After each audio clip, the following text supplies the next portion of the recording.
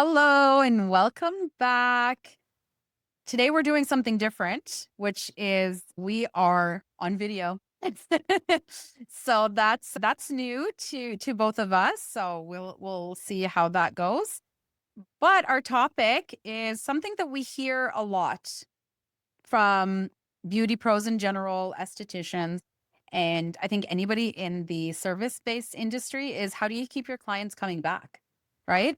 We can get them, but I think, Suzanne, you always talk about this where it costs more to get new clients than it is to keep your clients coming back. So today we're going to talk about the formula you need to keep your clients coming back, client retention. This is I think it's forever been this topic. I don't think it'll ever change, right? And nowadays, I mean, as we know, it's much more competitive as well. There is actually formulas out there to follow, but we're going to try to approach it to the beauty professional and see if we can bring this down a little easier and simplify things. So when we Mhm. think about the client's journey, think about that. It's, not just about your treatment or the service that you're providing. It's personal and long-term is the idea behind it. So, yes, you want transformations. Yes, you want all those. They're all key. There's just so much to this. And I know that some of the key things that come out, and we'll start maybe with the first topic, because there's a few of them. It's like a formulation or a big recipe you're about to follow. So So maybe yeah, and I think the first one. if for those of our listeners or viewers who like to Google it, there's a lot of stuff about customer journey and customer journey mapping or whatever.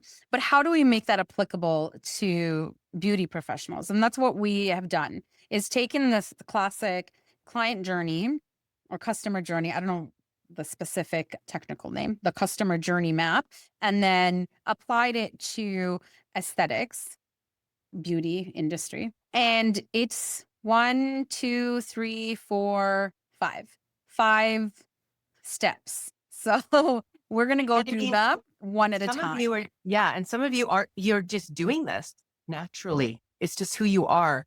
Some are missing points. And I think that that's something to recognize like, oh, well, so and so, she's always so busy. How do Mhm. you do it? And they don't know how to answer that because they just naturally are doing it.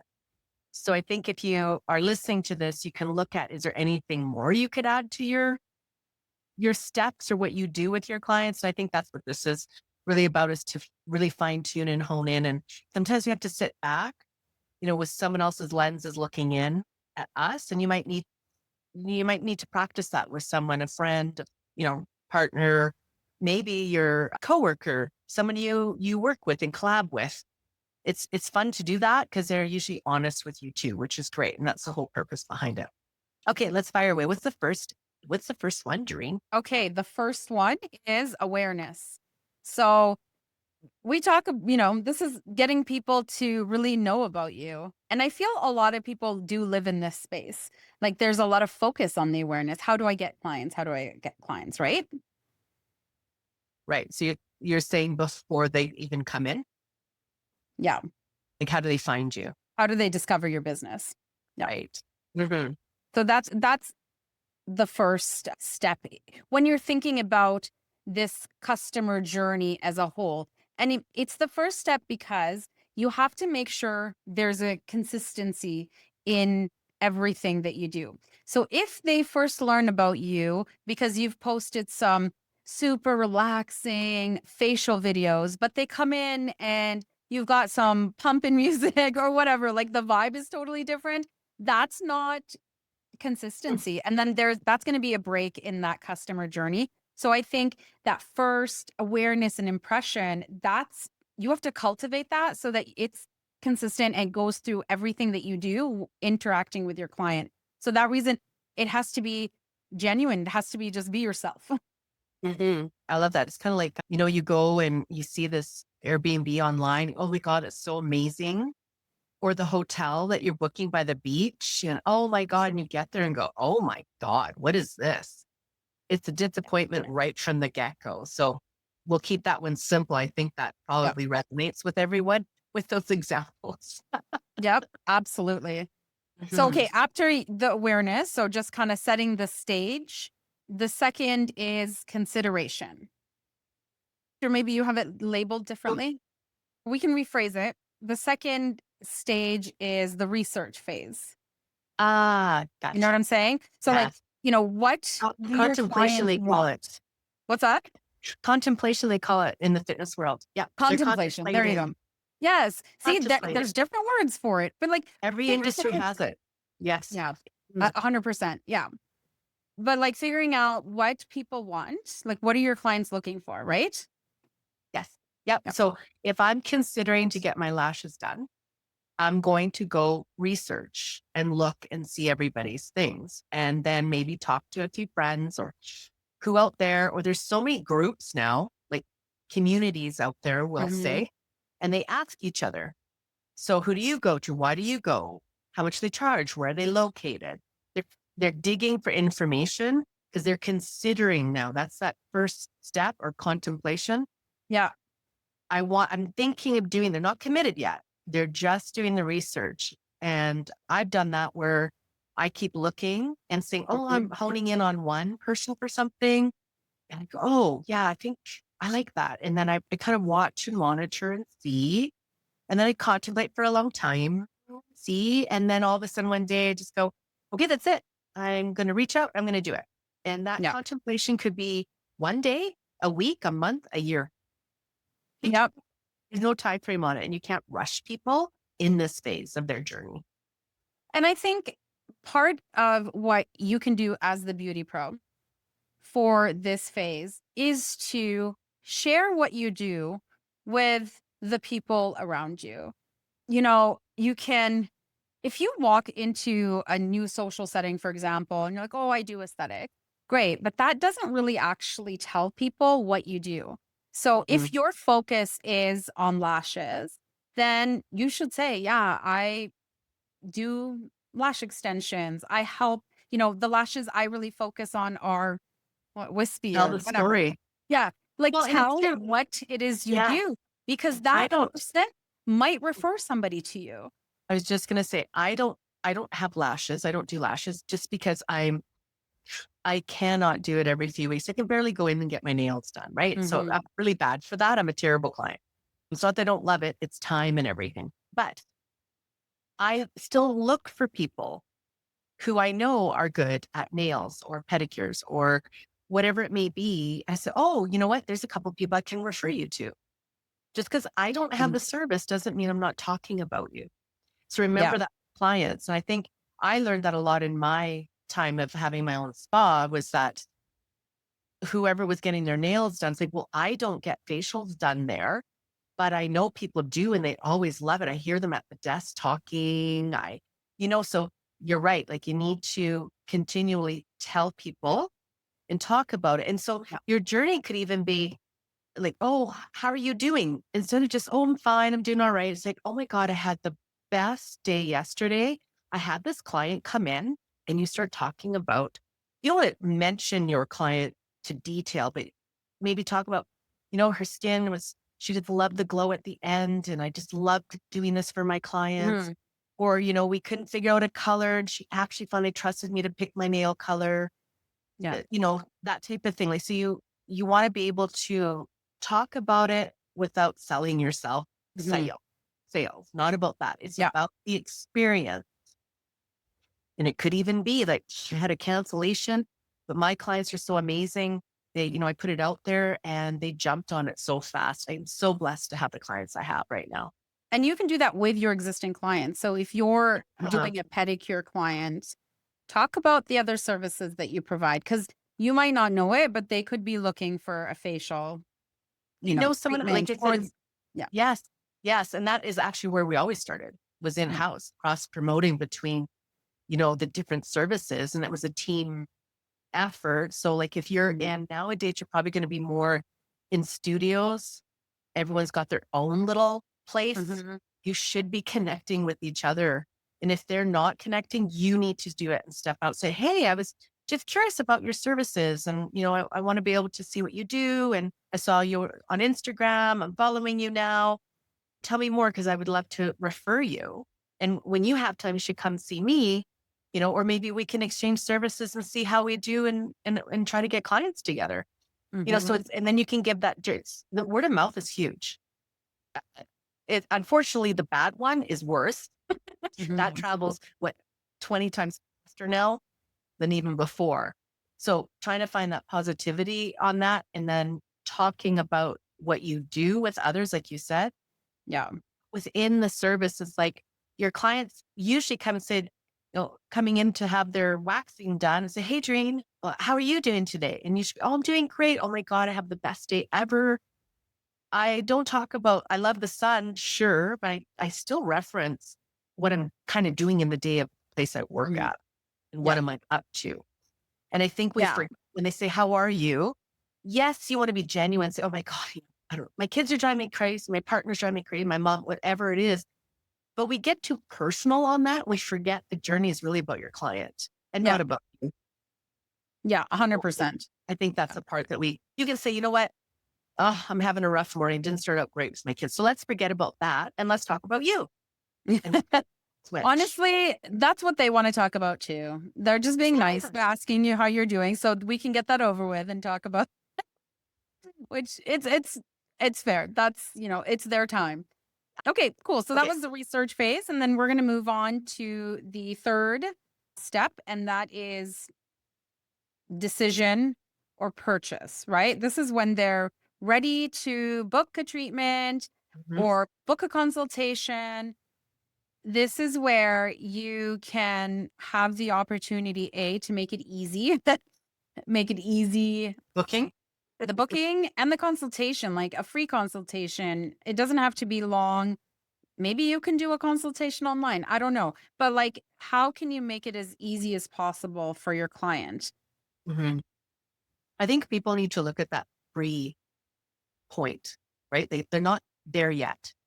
So like you said, making it easy to book the appointment. Maybe not everyone has the online versions of it, of booking systems and websites and stuff. So you need to just look at what is the easiest way.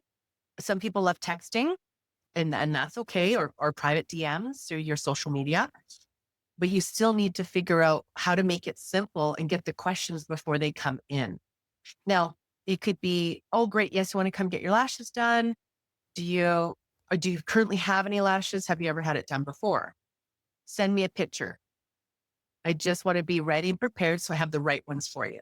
You know, that type of Yeah. idea. Or a facial. Do you have any skin concerns or, allergies? Like we always forget about allergies. Why are we not asking this before they come in? So everything you need to know in a simple checklist or, simple. It's like, is there anything I need to know medically about you? And a lot of Yeah. times they know, but that doesn't mean they're done. You still need to do the form, something in writing to cover yourself with insurance, because that's the ask and agreement, basically, is what that Mhm. is. For the booking process, though, like if they're just inquiring, like I think first off, if you don't have a booking system, that's fine. How do people book with you? Like, do you have it Mhm. on your profile that says book, DM Yes. to book, Uh, or text me or whatever, like making that very clear. And then so when they do reach out, you can have those questions like your allergies as a save it in your notes or something. yes. And then Yeah. that can just get sent. But what that does is create a perception of reliability and it The starts to build a professionalism. trust with Yeah. the client and you because you look professional, you look like you're organized. You don't have to be organized. You look like you're organized and they Mhm. feel comfortable and reassured that you're the right person for them, And right?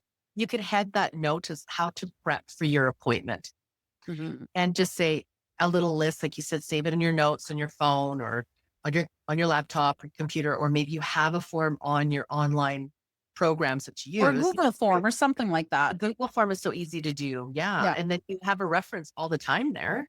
But, and then always that helpful links, like make it super simple that they click and go. I think that's a big one. They don't want to have to do hoops to get through because they're going to say, "I forget, I don't want to do this." And even though you make it really easy, sometimes they still don't fill out the form. Oh, yeah. That's okay. You just sit there with them, say, "Hey, while you enjoy your tea, pull up your phone, go to that email or that DM or that whatever you did. You just Mhm. click on that link. It'll literally take you a minute. Just if you could fill that out for me. And I still do I it. think, and I think too, in playing devil's advocate, like I do think you need to be cautious with how much you ask before you get the booking. Yeah. In the Really discuss that, simple. like if they're just as little questions as you need to book your client, Mhm.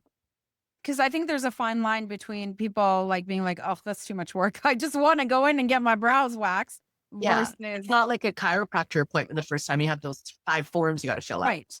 So I think just finding the balance, and Yeah. honestly, I think that depends on your clients and your vibe and your city and whatever. Mhm. You got to play around with it and see what's Mhm. hitting and what's not.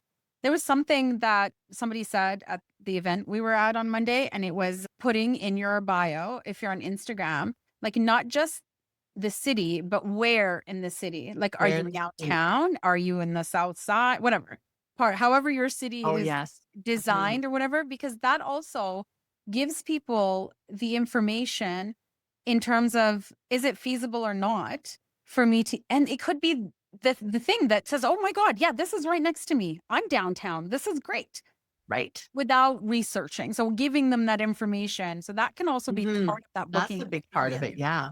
And if you are downtown, do you have free parking? Yeah, putting that in there. Yeah. Put in there too, downtown and free parking or something. Mhm. Like if you do have it, really advertise that 'cause a lot of people are like, I'm Yeah. not gonna pay Because anything more.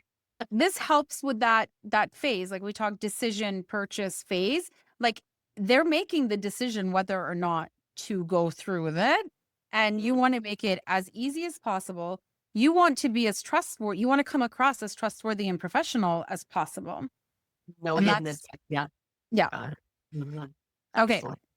so number 4, are we ready to move on to number 4? Think so. All right, retention.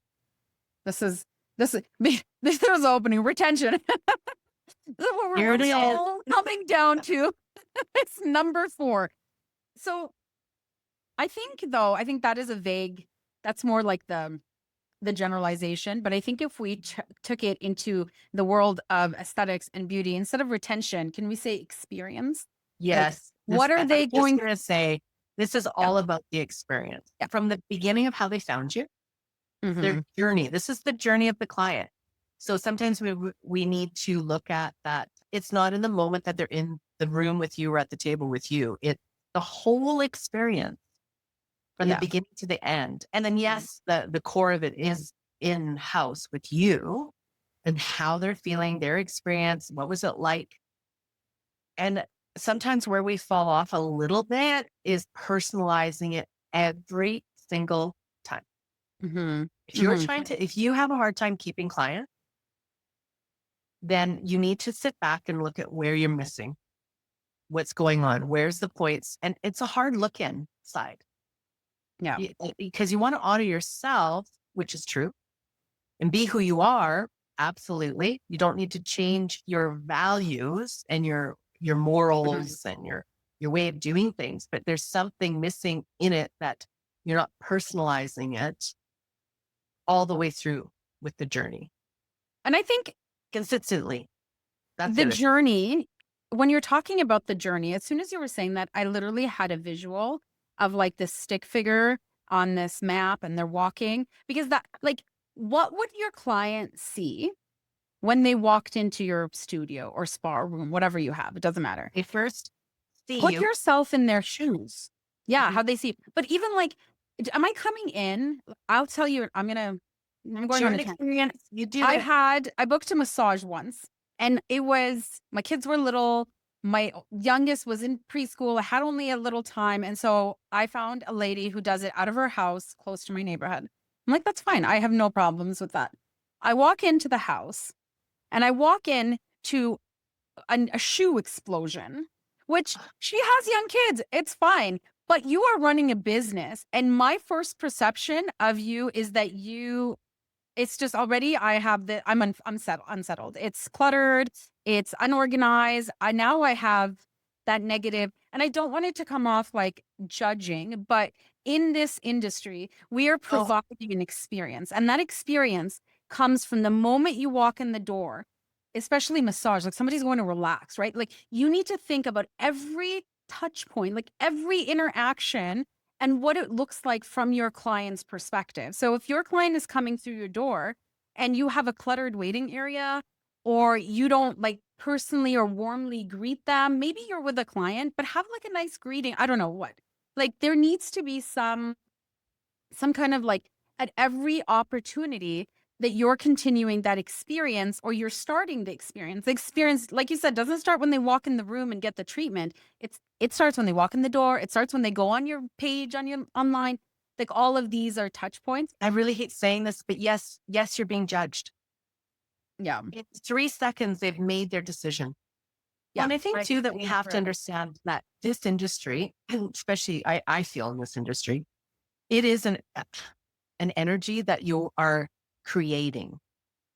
And it's like a hair salon.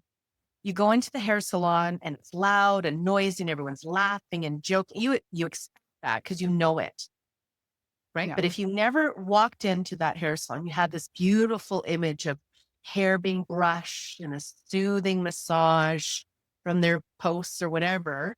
And then Yeah. even the booking was really good. And then you walk in and go, holy cow, is it loud in here? And but that's not what you showed. You know Yeah. what I see that Yeah. Yeah. touch point again.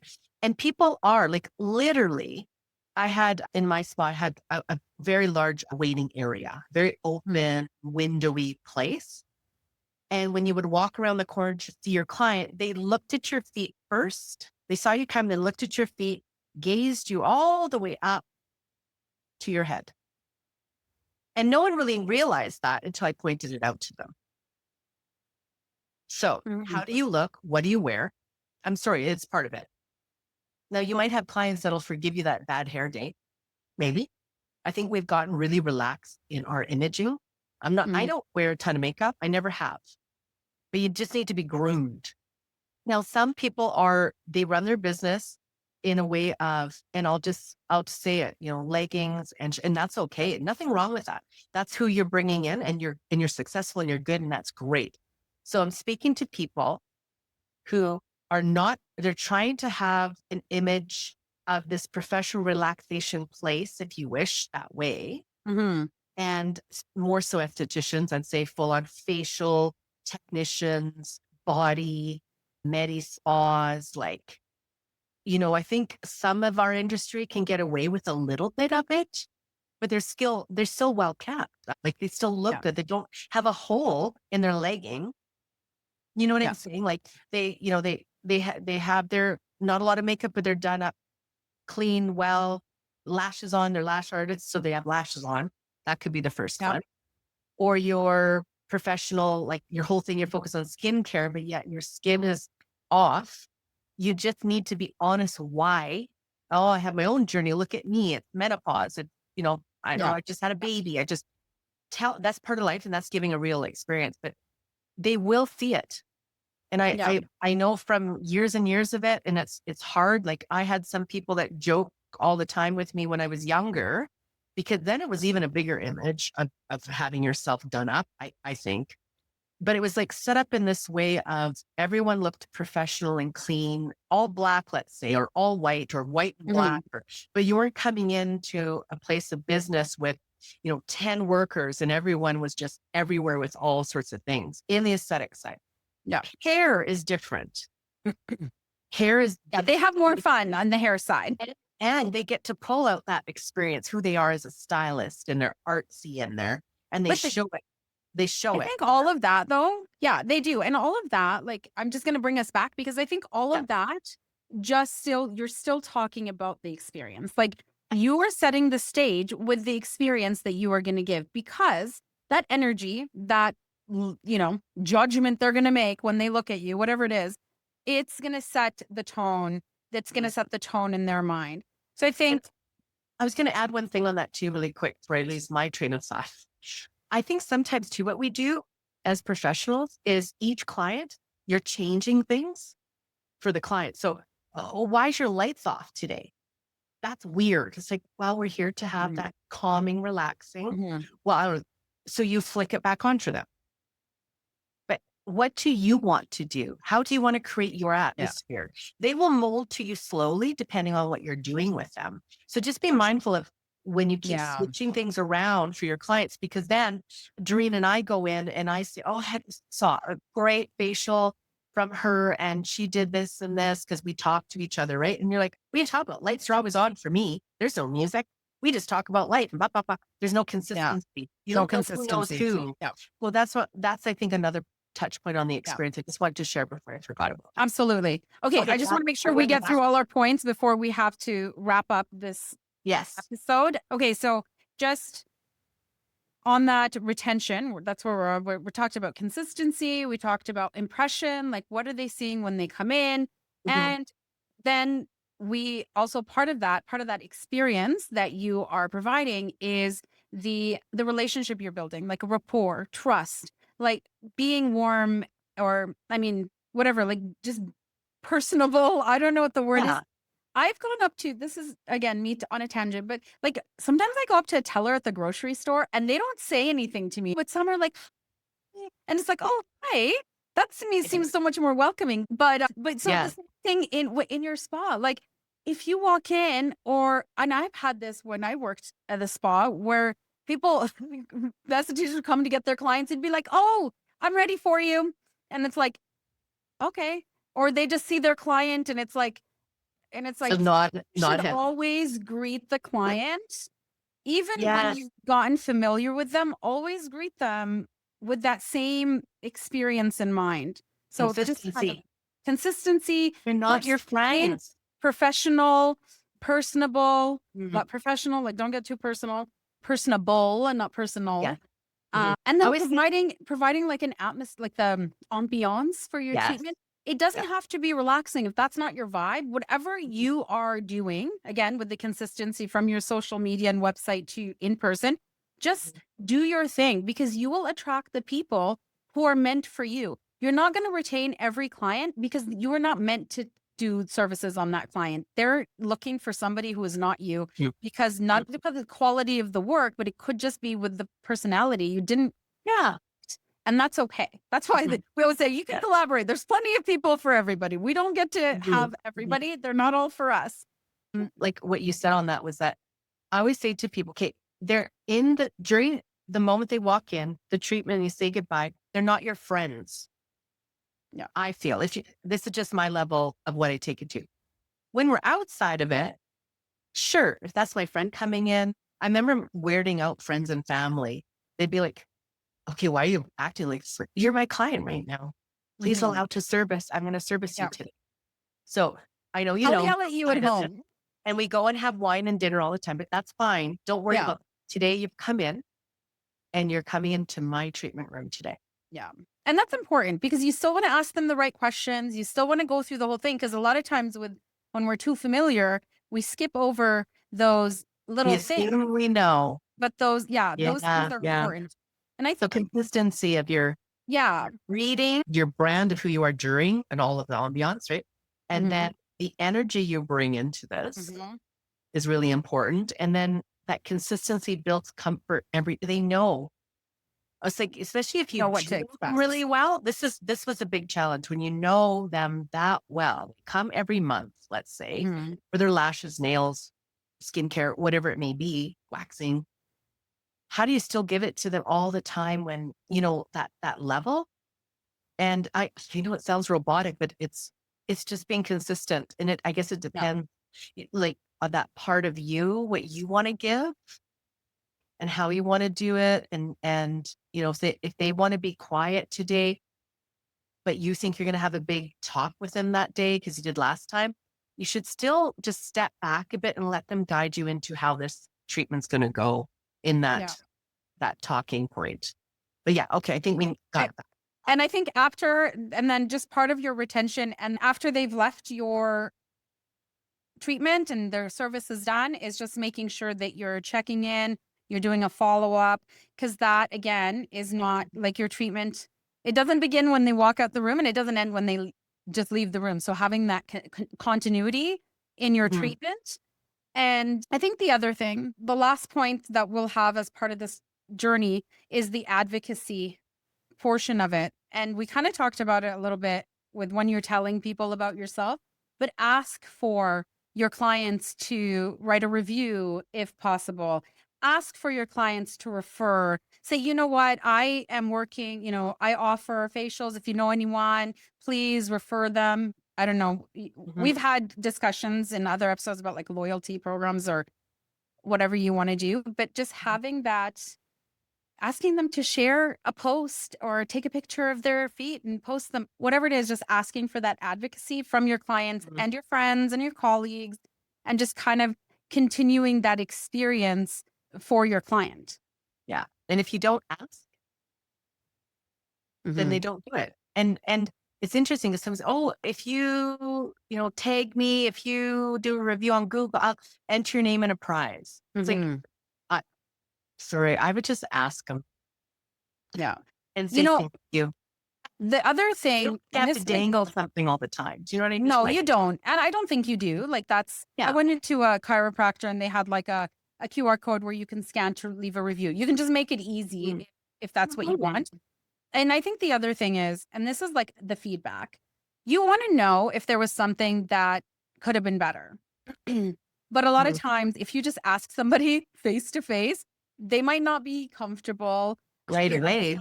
not right Mhm. away. So maybe part of your follow up when you say, I hope you enjoyed this experience, blah, blah, I don't know, whatever your follow up is, or how's your skin Mhm. feeling, then you can also include a feedback form. And then if you have anything that would help us improve our service for the next time, let us know. So just having that feedback, because I think it's important to let your clients know. And this is part of building the relationship, is if there's anything that you wanted changed, or like, I want to know if there's something you didn't like. I might not be able to fix it, but if it's something like, oh, you thought the music was too loud, well, tell me. Then I'll next time I'll know that I need to turn it down a little Mhm. bit or whatever, Mhm. right? Exactly. You can make tweaks, not changing, but just making tweaks to Well, know what. that could be something that I love. So it's knowing your client. Yeah, That's the other thing. exactly.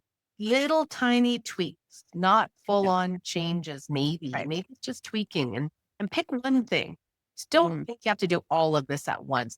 Pick one thing that you can kind of conquer and look into that honors you, who you are, how you want this to be. And then maybe take another step into it and slowly go into it. That's I think will be helpful. Yeah. So I think to wrap it up, we have kind of set the stage in. I'm still seeing the stick figure person walking across but I think I'm a visual person, visualizing what your client would go through from the moment they think I need this service to the moment they leave the room. How can you make it a unique experience? Thinking of every point along this imaginary map Yeah. and think how to create that experience where your clients are going to remember you and want to come back every time. Mhm. Absolutely. And if you have staff, you need to create the protocols. You do. Yeah. I'm sorry, you just have to do it. Make it part of their training right Hmm. from the beginning. Do touch points with your staff when they first start out. I do every week meetings for the first month for sure to 6 weeks. And then you can say, okay, we're going to meet in 2 weeks. Then you slowly go away. And it's a lot of work when you run a business and have staff or Yeah. other people who rent rooms from you. It's still your place of business that they're coming into. Right. So I'm not talking studios. I'm talking they're renting a room out of your salon, out of your place that you have. Right. So Mhm. looking at it all, making sure it's very consistent is important. Yeah. But do Absolutely. reach out if you have questions for us. We're always happy to help. And Or to tell us stories. oh, yes, we love What's stories. worked for you or what Mm, hasn't. yes. Or oh my God, the terrible things that can happen. We can go on with that, but we're not going to today. All right. Well, thanks so much for joining us. Bye.